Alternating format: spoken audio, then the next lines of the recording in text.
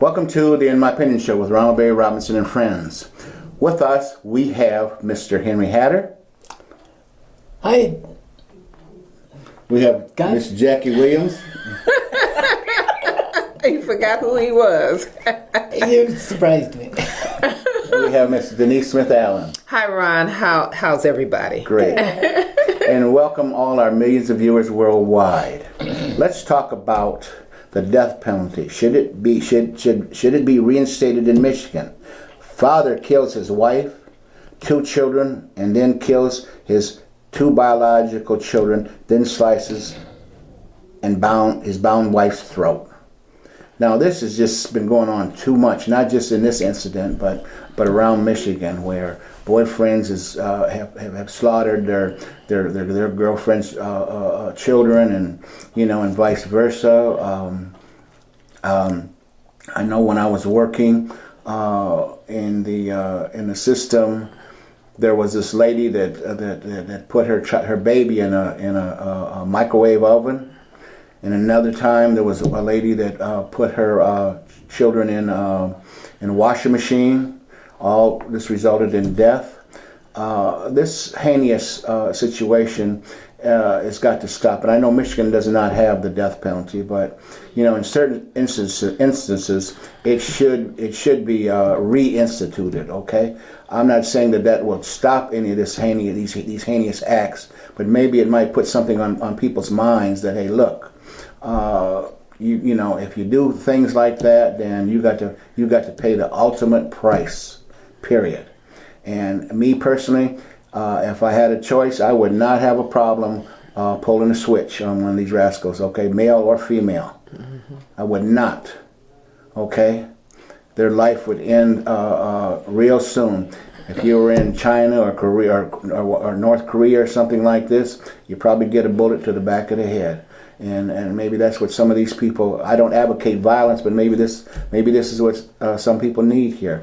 Denise, do you have anything to say about that? I do, because one of the things I'm listening to is that you just said, I don't advocate violence, but in the sense that a person would be placed in a situation where they would be involved with the death penalty or be the receiver of death penalty, that is the ultimate in the violent act. It's unfortunate. It's really sad. It's unbelievable that at this day and time that we have people who are so angry, enraged, mentally disturbed. There's a litany of other adjectives that I could describe to think about a person who would take the life of innocent children that have nothing to do with the situation. Most times it's because the spouses are at it. Maybe someone wants to file for a divorce or something like that. So in order to get back at the opposing spouse, they want to do something that's horrible and irreversible. Now, again, my concern in that particular case where the woman was who lost her own biological children, and there were some stepchildren involved, the husband had already had a history. And so a lot of times when some of the women who get involved with men like that, it's not like she probably didn't know. More than likely she did know that he came from that kind of violent past. And a lot of times it is women who have low self-esteem or have issues about thinking, well, he's handsome, whatever the case may be, and I can change him. I can fix him. I can help him. He becomes a project. Okay, but when the project kind of implodes, then it's time to escape. But at that point, you have a maniac on your hands, and if you are not careful, like with this woman's situation, she ends up being a statistic, and her children also end up becoming unfortunate statistics in this situation. So what can we do? I don't know that death penalty is the answer, because what we'll have ultimately is the person who did the heinous acts, they will be gone. And so they won't do it again, but you will still have others that will be out here. We have serious mental health issues in this country, and we have to address it. We have to have some type of comprehensive screening and all of that is going to help, because when you have bad economic times, it brings out the worst in people, and that's part of the problem as well. So I could continue on with this, but I would just say at this point, I don't know that the death penalty would solve the problem. You have not answered the question. the question is, should it be reinstituted? And I said, I don't believe that it would solve the problem. You have not answered the question. Yes or no? The answer is no. I don't see it answering Thank the you. question. I said it. Okay. I did I it did hear politically it. correct, Yeah, okay. if you will. What's your thoughts, Henry? Well, I agree with Denise. Believe it or not, it's sad to kill a person that's not in the right frame of mind. Well, he wouldn't have to worry about a it no woman more. who puts a baby in a microwave or puts her baby in a washing machine. What was she thinking? She wasn't. Was that a case of mental illness? Maybe the child should have been taken from her if we had known. But we don't always know these things. And instituting the death penalty is just like you say, you would kill a person, move that person from the scene, but then the sewer still fills up and bubbles up. And You know, then there was another incident, a couple more incidents that come to mind. All right, this lady killed her children and put one, and and they found one in a freezer. Okay, and there was another incident where a father marched his son out into a field and shot him in the back of the head. Okay, mental illness or not. All right. Two to the back of the head. I agree with and call mental it a day. illness because you can't do anything, but we do need, and I think they even addressed that, and I think I was watching MSNBC, and they were saying that the mental health of the United States is not very good. It's not. They said because a lot of people are under the radar. They're under the radar for being bipolar. They're under the radar for being manic depressants. They're under the radar for being what's the other one? Schizophrenic. I mean, they have all these issues. Because back to the case that you were talking about, it's even a worse scenario too. Because what he did was he took each of the kids that he killed and he killed them in front of her while she was gagged. So she watched her children die. So when you go back to, like you say, he had a history, and was it mental or whatever it was, we should have tax dollars available to keep up with these people, to make sure that they're being, they're making good decisions. But we're not doing it. It seemed like it fell apart when we closed down all the mental institutions. Yes, it seemed like that's where the disconnect came, is when we closed on all the because then they just start walking up. I have tenants that, to me, mentally, they should not live by themselves, the way that they think, the way that they do stuff. But then I see another thing is that where they have the death penalty, and that puts me on a fence because I don't believe in this kind of stuff, but in Texas where they have the death penalty, the crime is down because they know they don't play there. They're gonna just they just gonna take care of it. But it's like the crime, it's like when people commit their crime, they're not really worried about the consequences of what they do. Because I was watching I don't remember what the name of the show was, but it actually featured a unsolved case that was in Flint. Brown, the little boy Brown that was found in the water. Yes, yes. Did you see that? That was awesome because what they did was, this wasn't a regular case of this. The stepmother was jealous of him. Right. And her and her brother killed him. But it was another lady that knew about it that kept a secret all these years. To me, all of them should be in jail. Right. Because she held the secret because she was there when they were doing this. They fed him rubbing alcohol. A whole bottle of rubbing alcohol.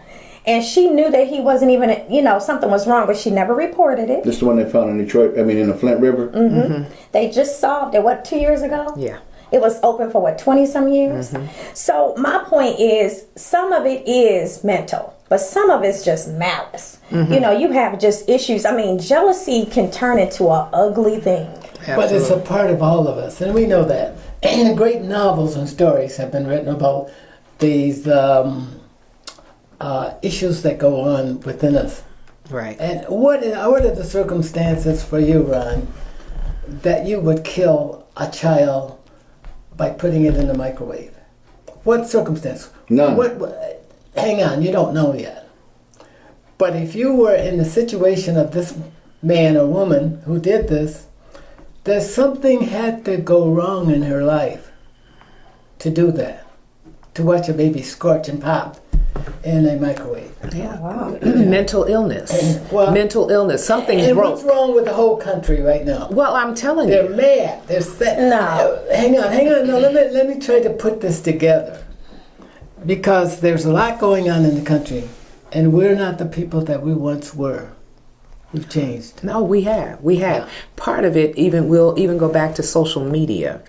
People have become meaner Yes, in they their are. comments and things like that because they're not necessarily identified. Some of them put their dogs up or some other face up or do something wow. so they're not identified. So they can say anything and everything Yeah. that they feel in their heart, you know? And so the cyberbullying and all of that, it's our country has slowly evolved into this real, just mean-spirited, at the edge. You know, it's very unfortunate, but when you see strangers now, and you can kind of look and kind of gauge whether you even want to speak.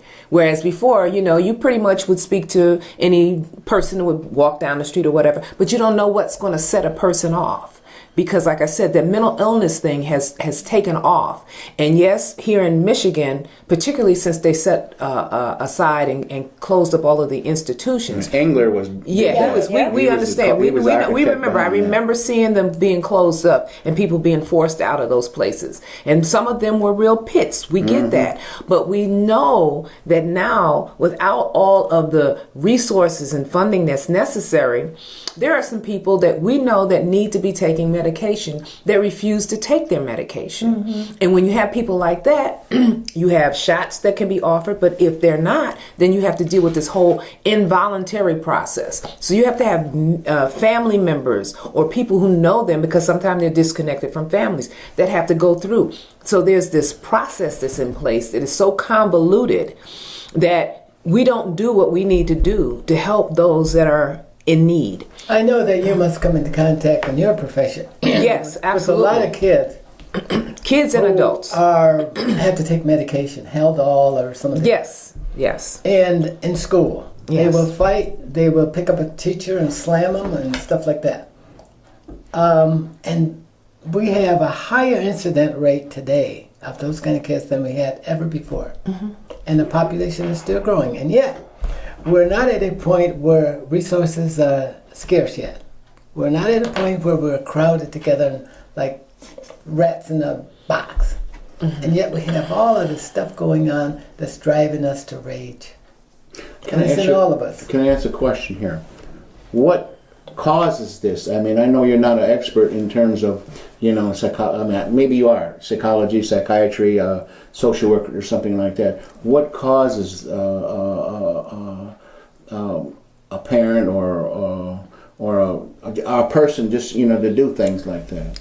I mean, I know it's, you know, we can say mental illness, But there's it's a quiet storm. And I'll just bring back the fact, back in the early 80s, we had a conference, the Association of Black Social Workers had a conference here in Flint. And there was a professor by the name of Carl Taylor who predicted, he wrote his thesis, his dissertation on what was going on in Detroit as it related to those persons who were involved with the drug trade, and how the drug trade, you know, particularly crack cocaine at that particular time, had just decimated communities. But it also had decimated individuals in the terms of the women who were birthing children who were crack addicted. And those kids have now grown up. Oh, wow. Those kids are now grown. And so this is what you're seeing. And if those kids didn't get the help that they needed, besides getting the immediate attention that when they were born, because they had to be weaned off the drug or whatever, but then there were some maybe psychiatric or psychological problems that developed that may not have been identified. And just the kids grew up, and now here you have, and he called them, these will be our future Frankensteins. So now we have, you know, these kids who may not have gotten the attention, the medication, the nurturing, and all the rest of that kind of stuff is needed. And so they don't have a problem with, because there was no filter developed for them. So they don't have a way of differentiating really what's right and what's wrong. So the frustration comes in, they're upset, they can't parent, they don't know how to parent. So you can see why a person did this. You don't agree with it, absolutely you don't, but you don't see what got that person to that point. And I dare to say that that's one of those scenarios. Okay.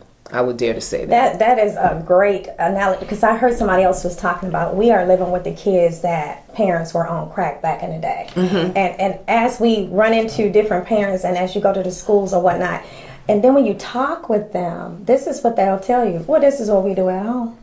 Because if you go to their houses, and because I'm a landlord, I go to their houses. It's so dysfunctional because they're so used to dysfunction, they don't even know what it could be, because they're hollering at them, and he hollering at them back. It was a little boy, and I can tell he had a mental issue. And when and she's yelling at him, and he is gone. He's just looking up.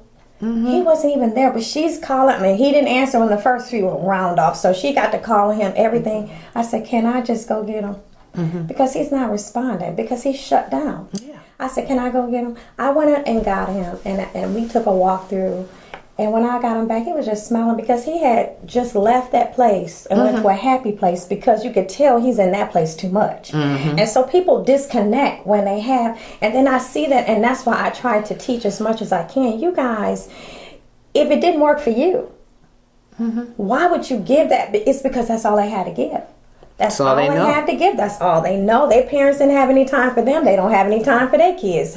Their parents didn't want to take them to the doctor to get diagnosed. They won't take their kids to get diagnosed. They won't take their medication. They won't make their kids take their medication. So we suffer. And so it's as though our hands are tied, because the parenting is what's really hurting us, is because these kids are parenting kids and they don't have a clue of what they're doing. Exactly. We can show by the scores in school, grades in school, their behavior in school. They don't answer well to authority. That's why they walk around like, who can tell me what to do? No one has ever told me what to do. They don't respect authority. They don't want a job because they don't want anybody telling them what to do. They don't connect job, money. They don't connect those two, and it doesn't matter. They'd rather be broke than somebody tell them what to do, because this is what the standards were in their house. Yeah, we have. Now the question is, should the death penalty be brought back? After this good discussion, I still hold my position that I'm not ready for that yet. I'm not, particularly in light of the fact that there were so many people who, through this Project Innocence, have been found, not guilty. Right. Okay. So we're not going to be, putting out this broad brush and saying, yes, this was a heinous act. There's no question about it. Will you bring these people back? No, you won't bring them back. You have a family or two or maybe three that have been destroyed. Because you got to think about that man, that crazy man that did that. He has family, and all of them are not crazy. That's right. All of them are not. And I'm sure that they feel pain and anguish from what he has done and what he did to the previous wife.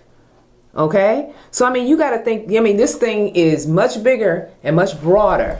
And to say, we can sit here and we can be angry and say, yes, death, and in other countries, if that is their norm, so be it. But here in America, it has been used too much with partiality and vengeance against a race of people and all of that. So I am very much saying, let's really take a hard look at that. Well, my position is still yes. I believe in the death penalty with people, as I indicated, what they done to their children. All right, that's the point I'm trying to make. Now, there's no ands and buts about this guy that killed, his two stepchildren and his two biological. There's no question about this. About this woman, putting her child in a microwave oven. There's no question about this woman killing her kids and putting them in the freezer. Those things like that. That's my point. That's who I'm after. Those they can be crazy as hell if they want to be. No, they Right. were all But of they them gotta all of them were crazy. Right. They gotta go. We see- Crazy is not the word, but Well, dysfunctional. Right, Okay, they wouldn't have to worry about being dysfunctional any further. But even on the other hand, too, we do have those dysfunctionals where they're just, you're doing things out of malice. You got some issues going on. You're hearing Sure. voices or whatever. Back to what you're saying, it's just not being healthy. But also, you have situations where I think that we did a lot of when Engler came and closed down those mental institutions. He also restricted the funds. So now you have all of these group homes. Mm-hmm. But okay, it's not the same format because group homes, you can go in and come out when you want to. So you have access to people, even if you're not taking your medication. Well, inside of the institutions, you had to take your medication, or they had you at least in a building where they can watch you. Now these people are free to roam around. They won't go home if they don't want to go home.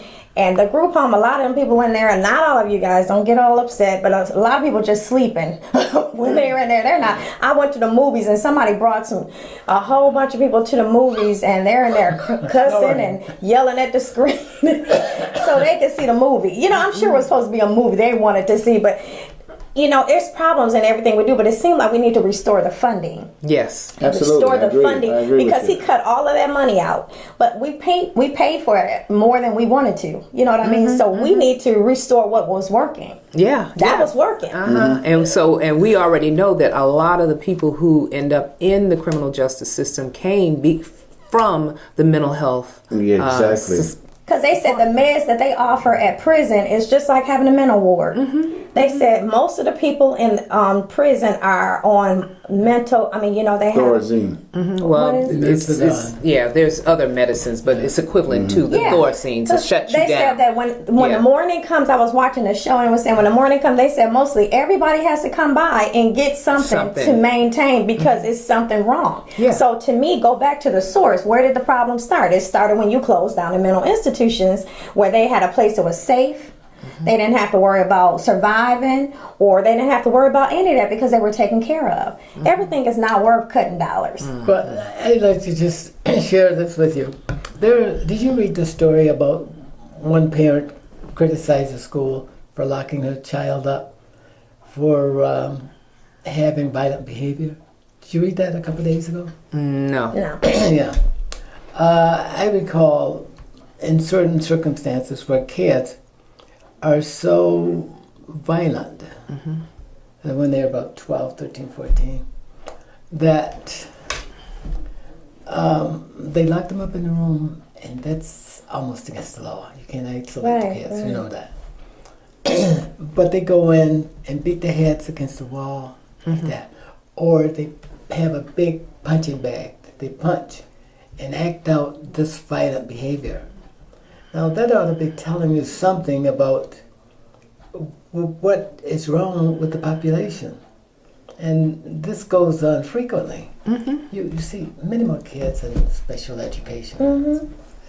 And they have to be treated. Absolutely, absolutely. I was a worker at Whaley Children's Center, and I can tell you that that's what we dealt with. We had self-contained classes. We had a small class size. All of them were special Did you education. lock the kids up? No, what happened was we were there on duty because we knew the kids were going to act out, and typically it was desks turned over. They were having some kind of episode, and we would remove the child so that the rest of the class could learn. Okay, but that was just a part of it. Because, you got that segment, but a lot of those kids don't make it there. You know what I mean? They don't get there. Those kids are still out there in the population. Yeah. So like I said, this is a serious problem. Whereas we have multitude of mentally disturbed children. We have children who have been not diagnosed. Some that have had the results of drug inducement. And now you've got this whole other slew of folks that are coming through that are opiate dependent. What will happen to their kids? I've had mothers that were pregnant and came in and had to have their children 2 or 3 months down the way to be taken off of the drug. You know what I can't even imagine You know, I mean, you and I, all of us sitting here, a child being born and then it's opiate dependent and it has to be weaned off the drug. You know what I'm saying? So where's the mindset? Where the mother is messed up, the child is messed up. And so this is what we got going on in this society That's today. Right. That's right. You know, so it's deep. It's more deep. than we want to admit. It's deep. It's very deep. And the funding is very low. Yeah. Funding is very low, but we're still going to have the problem because it's not going anywhere because we're not doing anything to resolve it. We're not penalizing parents enough. I know parents that came and dropped dirty when they had a kid and they still got their kid because they want to do the reunification, and sometimes they don't need to be reunited. Sometimes we need to be firm on what we're saying to them and say, hey, you're messing up. This child deserves a clean chance, you know? So sometimes I understand restoring because I worked for Ennis and I would see it more than I wanted to, you know. They would restore families and a lot of times they shouldn't have been restored, and you see them in the system later. There you go. Exactly, because they're not ready.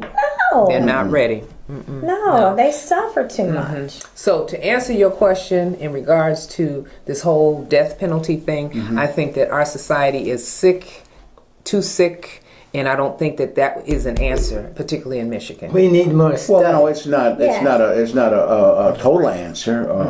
But again, I'm talking about those situations where there is no doubt in a person's mind.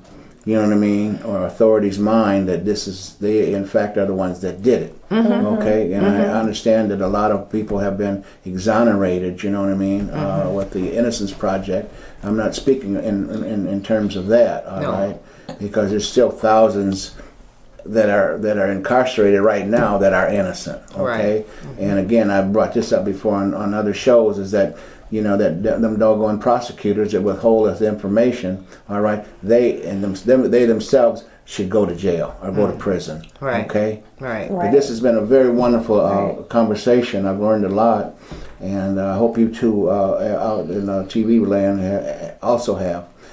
This is Ronald Barry Robinson for the In My Opinion show, and friends saying stay focused.